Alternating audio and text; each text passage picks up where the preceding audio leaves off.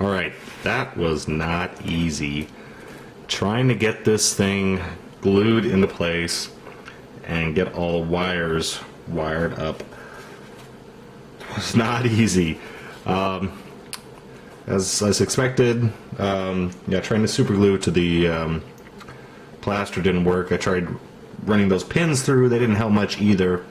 I should have thought that part out a bit more.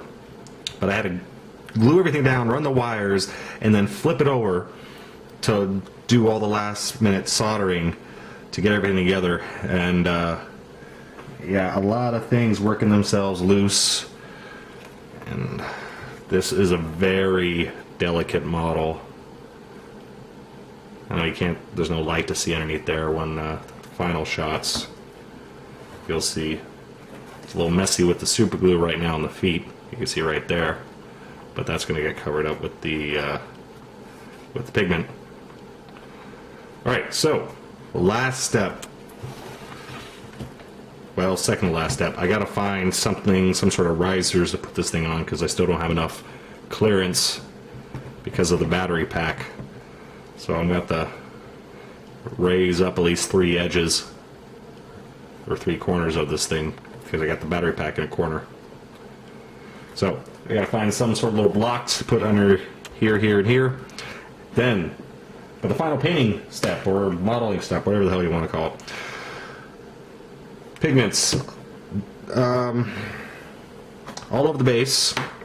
The base is going to get a really thick coat of pigment to give a nice, good, dusty texture to it.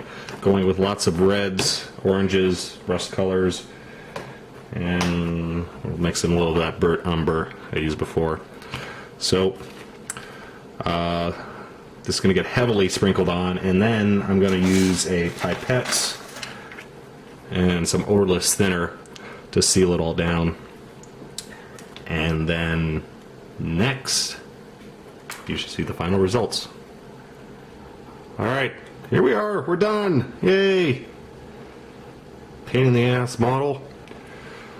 Alright, so yeah, I put all those pigments on the base, got it sealed down. It probably needs to dry a little bit more, so it's going to lighten up slightly. But I am calling this project done. Very delicate model. I'm not sure how long this is going to last.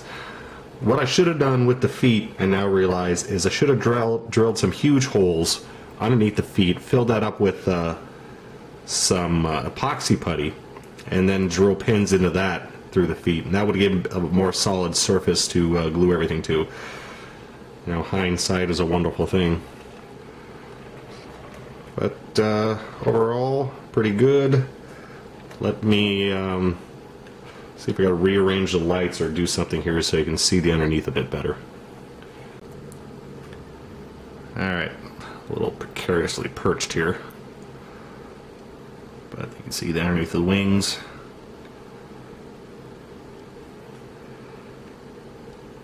Oh, I almost hit the camera lens.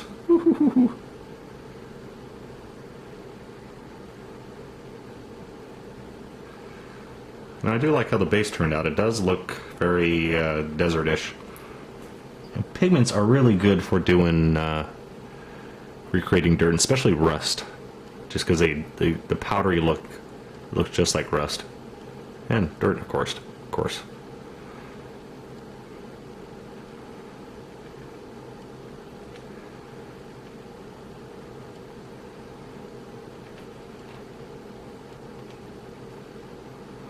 Alrighty.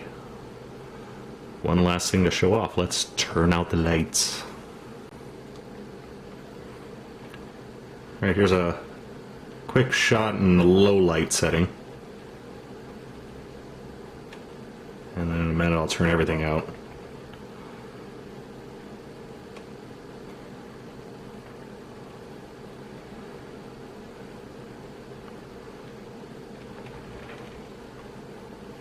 See if I can get underneath here for you.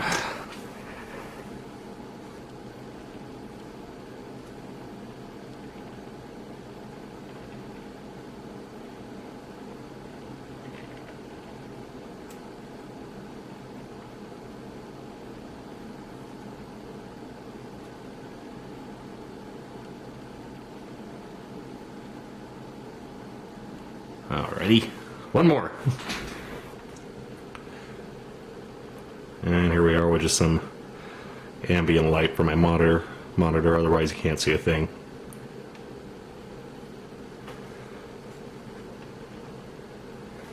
One thing you can't see at all is the red lights underneath here. I should have put separate LEDs in for that, because that's not showing up at all, unfortunately. Unless you stick your head underneath somehow.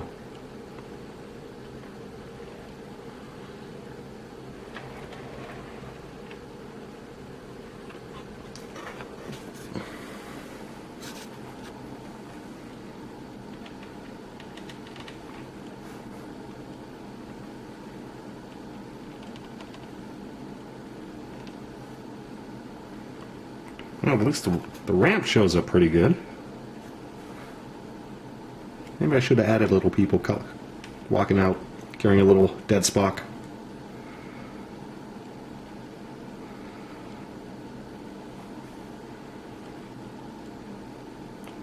Let's do one more shot here with nothing on. I don't think you'll be able to see much.